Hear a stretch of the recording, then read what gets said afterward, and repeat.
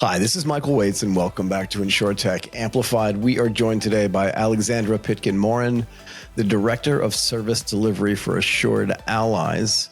You are the second person from Assured Allies on the show. I really appreciate you coming and doing this. Thank you so much. Let's give the listeners a little bit of your background for some context, if you don't mind. Yeah, absolutely. So I'd like to take it really far back. And by the way, Michael, thank you so much for having me. It's a pleasure. But I'd love to take it really far back to when I was first born and named Alexandra, because Alexandra, as my parents told me growing up, it means helper of mankind. So in Greek, it means defender of the people, defender of man, right? So I've sort of felt compelled my whole life to help people. And I truly believe that that's what has driven me to my life's work. I am a registered dietitian and a certified personal trainer by trade. I've worked in this space for the last 15 years. I started out working in the hospital settings. I worked with hematology and oncology patients in an outpatient clinic. I transitioned over to being a clinical research dietitian where I worked in an endocrinology lab. And then I transitioned for the last 10 years. I've really been working in the insurance space, but with a wellness perspective, right? So preventative health is my personal passion. And so I've spent the last 10 years working with insurance companies, partnering to offer wellness programs to help policyholders age successfully in place. Okay. There's just so much to unpack here.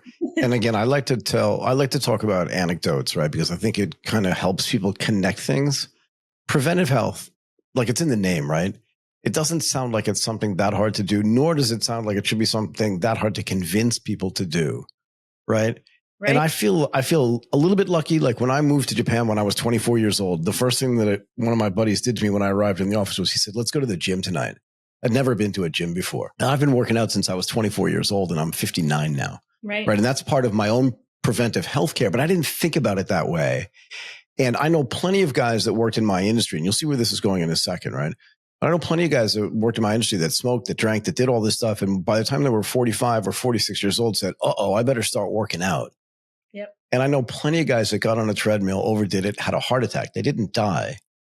But like they just weren't involved in just being preventive for their own health.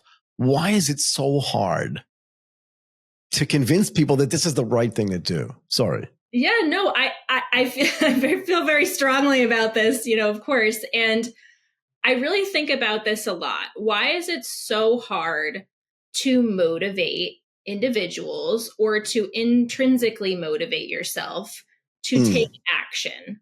And I think it's because when people are in their 20s and 30s, sometimes they feel like they have their whole lives to do it, right? And we get caught up in sort of the rat race of work and kids and life. And then we hit a point, like you said, sort of that turning point, in my opinion, is 40s and 50s, where folks are looking at themselves and saying, wow, I'm on blood pressure medication now. I have high cholesterol. This wasn't on my bingo card, right? Like, why am I doing this? And so now they need to make changes. And sometimes they try to make changes that are too drastic, as opposed to recognizing that this is a lifestyle that we need to adapt. And really, the preventative health needs to start decades before retirement, decades before we think we have all the time in the world to go for a walk. We don't need to go from 0 to 60. But is there any difference between this and telling people that compound interest is the thing that's going to make your retirement the greatest like monetary investment you've ever made? Do you know what I mean? In other words, if you literally take like $10 every week as a 21-year-old just after you graduate from college and just put it into some even just average return investment vehicle, by the time it's time for retirement, you should be fine. But nobody does that until they're 50, right? And then they're behind the same 8 ball that they are with their health. So like, and again, I had this conversation with Larry, right? Why can't we get people to, because this whole idea of like aging at home, right? Aging in place, which is awesome, right? I think about this all the time now, particularly as I'm close to turning 60. It's like, I don't want to die in a hospital, right? But how do you convince people in their 20s and 30s that they should start this planning? And if you don't, what can you do when you're in your 60s to try to make things as good as you possibly can?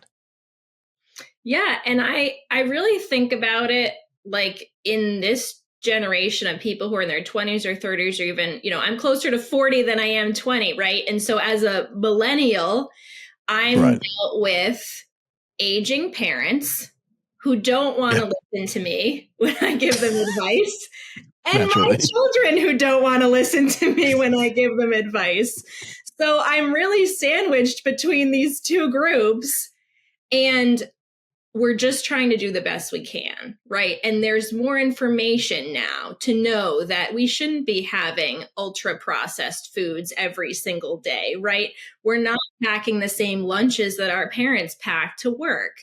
We're not feeding our kids the same things that we were fed. So I do believe that there is going to be a shift, a mindset shift, but it is hard when no one wants to listen to the other person, right? And so the other issue is you can't know the future, right? We can't predict what our medical conditions will truly be when we're in our 60s and 70s. We don't know what the end game is. And so it is hard for people, and we see this in our wellness programs. It's sometimes hard for people to buy into it because they don't get that immediate return on investment. Same thing with long-term investment planning, right? They don't have that immediate return. So for them, they don't see that benefit right away, and it makes it harder for them to take action because they're betting on either a better future or a wealthier future. But it's that unknown that scares people. So how do we fix that? So I found that because parents don't want to listen to their kids, they will actually listen to other people, right? I have had multiple conversations with my parents, and they turn around and then tell me, oh, my doctor said this, or my friend said this, or I saw this online. And I say, Mom, Dad, I literally told you that same information. But for some reason, when it comes from someone else, it is novel and exciting and worthy of their attention, right? So I've found that we need to make sure that we're setting ourselves up for success by at least educating people on what's available to them, using trusted advisors, licensed clinicians, and proving our worth, so that way people understand that they can get the information safely and accurately from someone to either fact check their own kids, right? Or to be able to make informed decisions on their own and be intrinsically motivated as a result. So what kind of steps need to get taken, do you think, right? So even if your parents' friends tell them, you shouldn't eat processed food, you should, whatever it is to be more healthy, you should take a walk every day. You don't have to be running a full marathon. But what is the incentive for them then to hear that information and then act on it? Right? Because that's where the rubber meets the road, right? In other words, I could tell my dad forever, please stop smoking, like, please, right? Everybody in your family's had a heart attack before they were 60. And yet it took a bet for him to stop smoking that he couldn't afford to lose, like monetarily. Yeah. Otherwise, he wouldn't have done it. I'm serious. Like, he had this is a true story. He had an in the office bet, and this was like in the early 80s. And it was like, whoever starts smoking first again has to pay $100. And he didn't have the $100. So he couldn't lose. Do you know what I mean? But otherwise, he would have just kept smoking. And it's not unique to him. But it's just like, how do you get people from this idea of, I know this is the right thing to do, to, I'm not going to have another slice of cheesecake? Yeah. And it really has to come from the person, like the saying, you can lead a horse to water, but you can't force it to drink. So right now I manage a team of health coaches that are trained in motivational interviewing. And why this is so powerful is because it is a non-pressure. They're not telling you what to do. They actually don't prescribe anything, but they are exploring and having that conversation with someone to understand what does get them out of bed in the morning, right? And so what is it that motivates you? Is it you want to be able to play golf with your friends? Is it you want to be able to run around with your grandkids, right? Or do you want to just get off of some of your medications because they're expensive, right? Yeah. So being able to identify, sometimes with the help of someone else, what it is that motivates you to get out of bed in the morning is that first step. And then it's this slow momentum building of, okay, yes, I feel better going for a walk, and I can go for a walk with my neighbor. And so now I'm getting the social benefit. It doesn't feel like I have to get in the car and go to the gym, right? There's incidental things that we can do in our lives that takes that pressure off of the 0 to 100 approach. So this brings up another topic that's actually really interesting to me. One of the benefits for me of having a show like this and having a sister show in Asia is I get to talk to a lot of like really interesting people like you who are kind of building new ways to fix problems that have been around for a long time, whether it's insurance companies that are building digital platforms or InsurTechs that are gamifying things. And it just reminds me of this company, ULife, that I've been talking to, both Sam Fromson, who's one of the co-founders, and a guy named Josh Hart that I spoke to a couple of weeks ago, where they're literally like gamifying all of these activities. And I'm curious if this works for people that are like over 50 or over 60 as well. The games maybe, and the way you gamify it maybe is different than it is for a 25-year-old or a 35-year-old. But this idea that there's this mini competition going on, and it's more than just like playing a game, right? So maybe it's not the right word for it, but there are all these included social benefits to it as well, for kind of convincing people that this is the right behavior and then rewarding them for it. And then there is a financial impact potentially on their insurance as well. Do you see any of these things mattering? I do, yes, to an extent, absolutely. I think that people are motivated by cash. And I think For that sure. as a result, if you can pair, and that's what, our program does, we actually offer additional long-term care incentives if folks have ongoing conversations with a health coach. And so they know they are motivated by that additional coverage. And yet it allows us the chance to open the door. Because what I've found is once we open the door to the conversation, our retention rates are very high. People are excited to talk to someone that isn't their kid, to talk about what excites them, to talk about their grandkids, to talk about their hobbies. They like the attention. They like that personalized approach. And they know that it comes from a place of caring, right? Like I mentioned before, I'm a registered dietitian and certified personal trainer. So my life's work is preventative health. I want people to age successfully in place and have all that they need to be successful and live out their older years thriving, not surviving. And so being able to have that little bit of incentive, that gamifying of the product and the program, sometimes is a way to just open the door to that conversation. Can you run me through a little bit about what this wellness program is like? In other words, what happens to me? How do I get involved in it? How do I even know it's there, right? In other words, like my parents right now are in their 80s. My mom passed at the beginning of this year, so that's not a great thing, right? But my dad's in his 80s, and all my friends' parents are in their 80s, right? So how do you, like, what happens to them if they actually do find out that these programs are available? And then what does this health coach tell them? And they don't have to be in their 80s, it could be in their 60s, but I'm just curious, like, what actually happens? Yeah, absolutely. And so our program actually starts with folks that are in their mid 50s. And so it's tied directly to their long-term care insurance. So our Never Stop Wellness Rewards program, it allows folks to be able to work with a health coach on their own terms. So we recognize that a lot of people are still working in their 50s and 60s.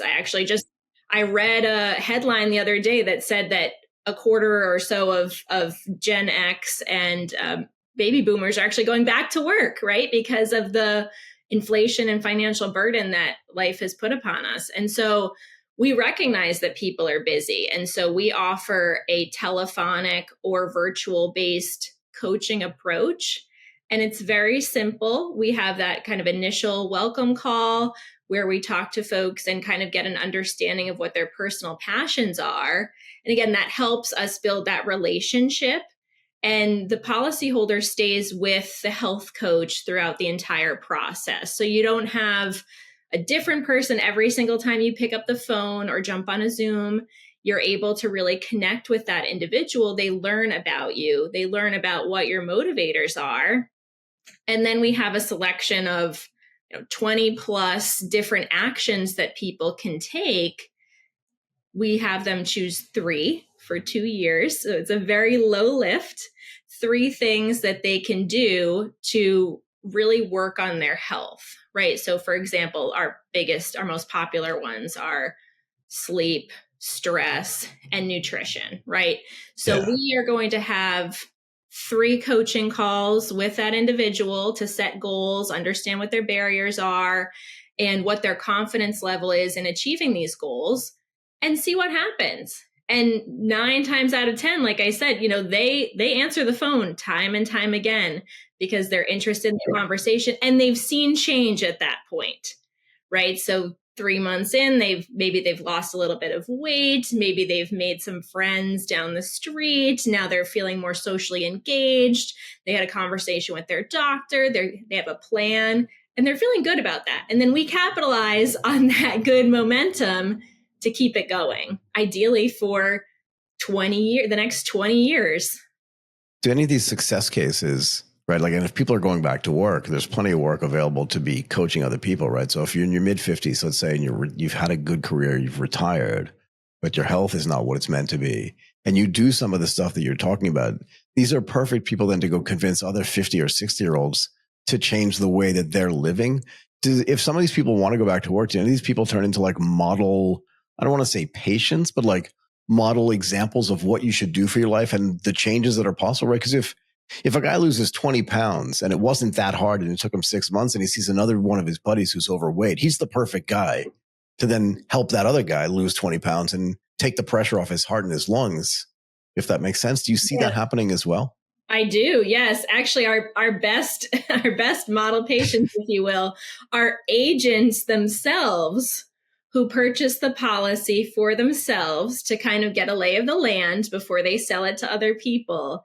They see the results and then they're more motivated to sell the product. So it becomes a win-win for the insurance agent and the population because they've seen the benefit themselves. They recognize the importance of preventative health and they're able to share it with people in their community and their network that they know.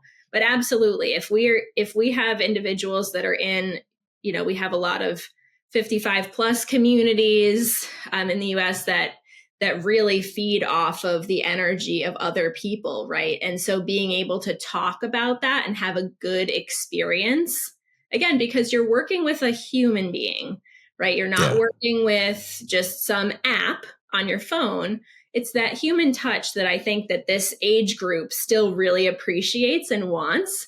And so that does lend itself nicely to chatting with family and friends, or even if someone has a spouse who's not enrolled. We do get some spousal cases where they're individual policyholders. It's not a joint policy.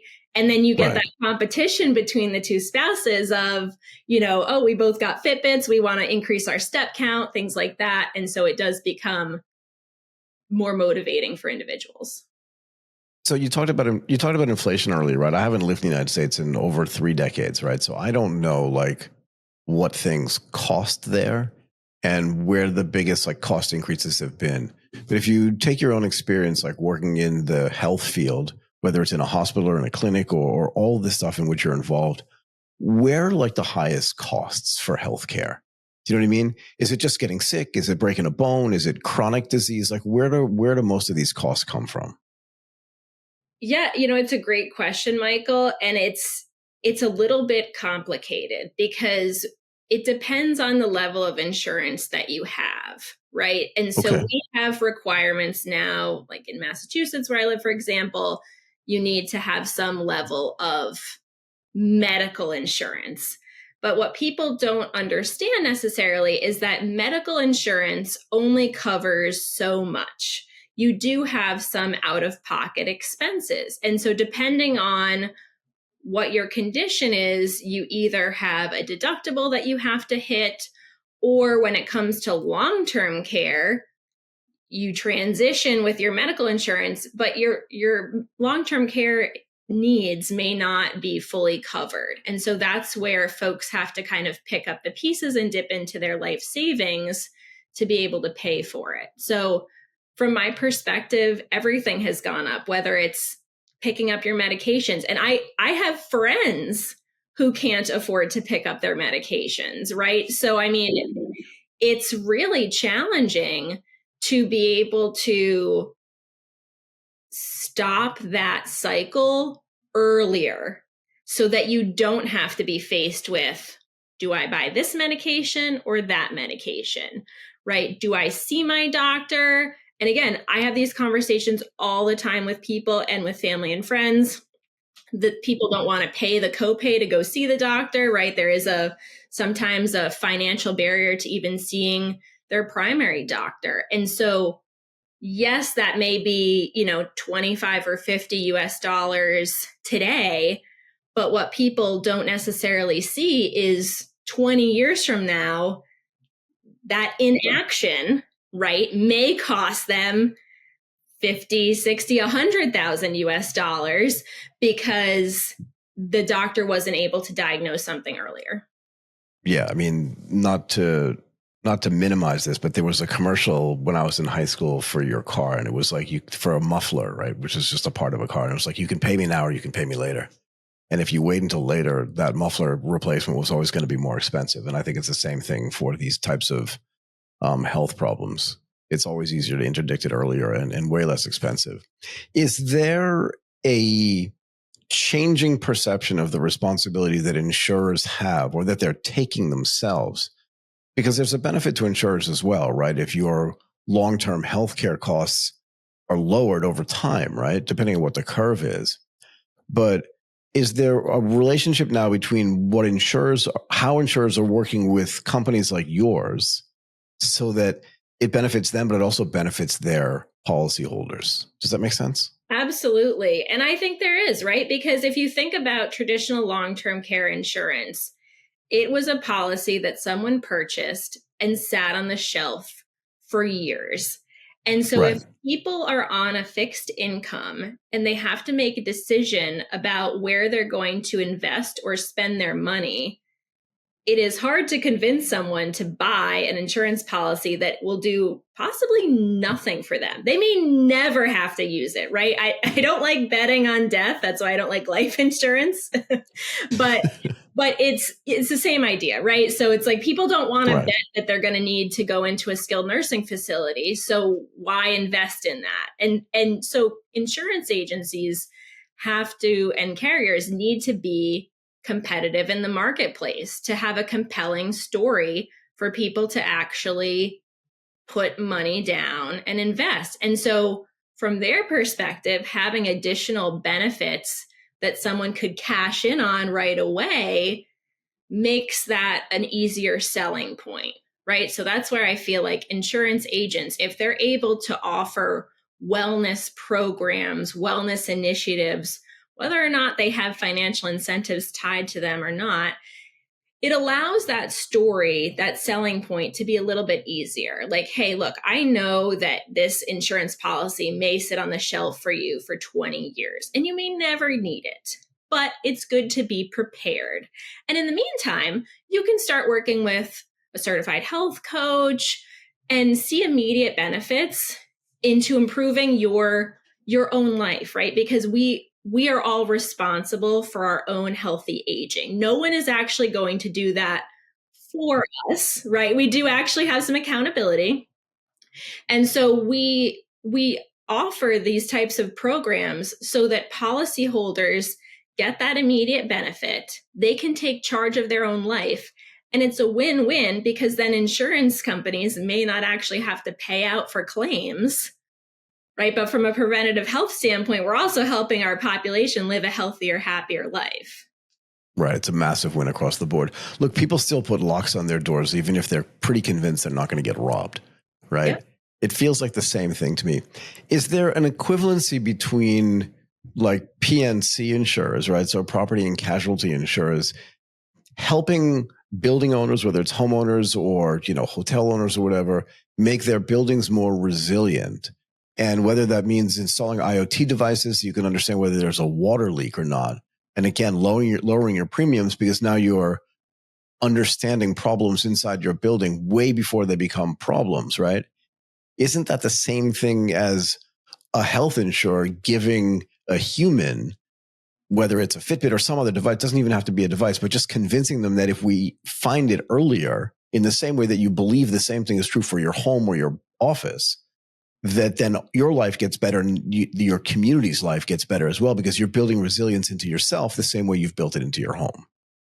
Absolutely. Absolutely. And I think that we're starting to get there with insurance companies that insure lives, right? I think we are getting there.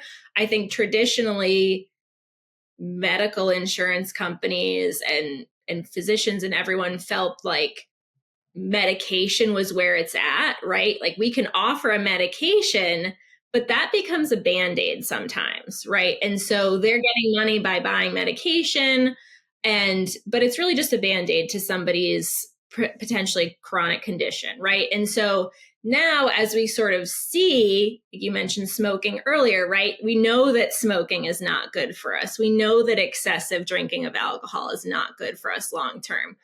We're getting there slowly, right? But now we just need to understand there's more we can do, right? Like stress is a big contributor to the prevalence of chronic disease and even autoimmune conditions and things like that. And so we need to understand also that as a society, we still have a lot of work to do with stress reduction, working long hours. Again, people are stressed about money. So how can we make this paint a better picture for people overall, right? And I think by being able to say, hey, you can invest for your long-term care future. This is smart financial planning. And by the way, we're going to pair you with someone who's able to have that personalized approach, help you achieve your goals so that way you can be thriving instead of surviving in your later years. That's really a win-win. So you mentioned personalized, and this was one of the things that I want to ask you about. A lot of the insurers, right, the incumbent insurers and the InsurTechs that I talk to say that the better that they can deal with clean data, the more likely it is that they'll be able to provide personalized service using technology to be able to analyze all this data. Is that something that you're considering as well? And the reason why I ask is because these one-to-one, I don't know what you'd call them, consultations, right? In other words, I don't talk to a different person every time I call kind of thing. Mm-hmm. How personalized are the services that I get so that I can get personalized results as well, right? Because my heart condition may not be like your heart condition kind of thing. And my weight loss program could be different because my metabolism is different. Like, how do all these things get worked out?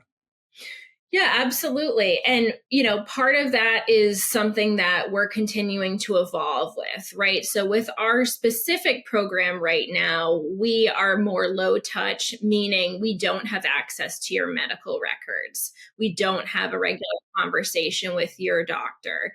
And so we are going off of building habits and understanding that mindset shift that will get someone to take those next steps, right? So if I was working with somebody on building a sleep routine because perhaps they have sleep apnea or they think they might, or they have some sort of insomnia, there are steps that the health coach in our program can take to ensure that someone takes action, right? So that they have that conversation with their doctor, so that they get tested to see if they have sleep apnea, or so they look into buying a device to help, like a CPAP, with their breathing, or so that they turn off the TV 2 hours before they go to bed. There are very low lift or put their phone down. There are very low lift things we can do. And so we're still evolving in terms of how personalized it is. I'm not getting your blood work and analyzing the level of vitamins that you have in your system, but I can listen to your story and based on your story, make recommendations for actions that you can take tomorrow to ensure that you get 1, 2, 3, 4, 10% better within the next month or so. What are the best entry points for client acquisition, if you don't mind me asking? And the reason why I do ask is because the way that insurance and I think wellness itself has been distributed has been changing really rapidly, like in the past 5 to 7 years, right? Again, as technology becomes more mobile and more prevalent in people's everyday lives, in the old days, you used to buy insurance with your bank insurance, really straightforward, right? But now there are multiple forms of alternative types of distribution. What is the best way to acquire these people? Is it going to companies and partnering with big institutions? Like, how do you find these people that then you can convert into customers? Yeah, I think it is definitely a multifold approach, right? Because we do need to have a large partner in order to get that credibility. And so normally if we can pair with one partner, start to get that data, understand how we're starting to bend the claims curve, it becomes an easier sell to other partners. And because we're not B2C in the sense of I'm not going out and getting my own policyholder, applicants to enroll, we do need to be backed by a larger company and have agents that we can educate to then go out and sell that product. But I think what we're facing now is, to your point about you used to go to a bank or, agents also are at risk of becoming obsolete because we have all of this financial information out there through, AI generated content and through social media. And so people may try to take it into their own hands to learn about how to invest or even what it means to be living a healthier lifestyle, but they're not going back to trusted, licensed, credentialed professionals to be able to give them that advice. And so we do have this sort of predicament that we're in right now where we have to prove our worth and why it's worth having that conversation with any of us. So 2 questions. The first is, how fast is the USA population aging, right? I don't get a sense for there are 300 and let's round like 340 million people in the United States. How fast is that cohort of older people growing? And the second is this thing you've just mentioned, which is really important. And that is, how do you fight against what feels to me like from afar, this just like inundation of misinformation? It's in all fields, but in the health field in particular, where, like you said, it feels like we're in this like age of stupidity. I don't know what else to call it, but like this sort of anti-expertise where I'll listen to somebody who's just saying something really loudly and really often, as opposed to the guy or the gal who should know more about this, right? How do you get that trust and keep that trust in that case to this cohort of what must be a growing population of older people? Yeah, absolutely. I mean, the 65 plus community in the US is the fastest growing cohort of people that we have. And yet we often talk about the forgotten population. Older adults are also, even though they're the largest group, the forgotten population, meaning we are not necessarily taking as much attention or care to that group, right? And it kind of depends on where you are from a socioeconomic status, right? So we have even thinking about, older veterans who are homeless and thinking about people who are not able to make ends meet, or you see folks that are in their 80s and they're working at grocery stores. And yes, some of that is because they want to, because they like the social interaction, but a lot of it is because they need the money. Right. And so we need to be able to support that group. And it's really hard when we don't have that village like grandparents had, right? In terms of who's taking care of that population, who are the caregivers, right? If you think about that, the sandwich generation, right? They've got their own, they likely don't live in the same town anymore. They've got their own kids, and they're doing their own thing. So it's harder to focus on that group. And So that makes it really difficult to get them the care that they need, especially if they have transportation issues and things like that. It becomes a real barrier to care. How do you fight against this misinformation, though? Yeah, the other thing is really understanding who who has the ability to make these decisions and what the credentials even mean, right? So when we talk to people and they say, I don't know what a health coach is, that's a very common thing because again, we're working on the preventative health thing in the US. We're trying to get there. But people still don't understand what is a health coach, or even for me as a registered dietitian, right? There are thousands of people who call themselves nutritionists or Right. holistic Yeah. nutritional professionals on social media, but they didn't do years of schooling, 900 to 1200 hours of hospital time, sit for a board certified exam, have routine continuing education credits. So you do have to try to find that way to connect with people and to kind of squelch that misinformation. And it's really hard because if you think of insurance agents and insurance agencies, a lot of them are still using paper, right? They're not necessarily online. There's a lot of regulations around what you can do as an insurance agent for putting yourself online. It all has to be, sometimes approved by your sort of shell company.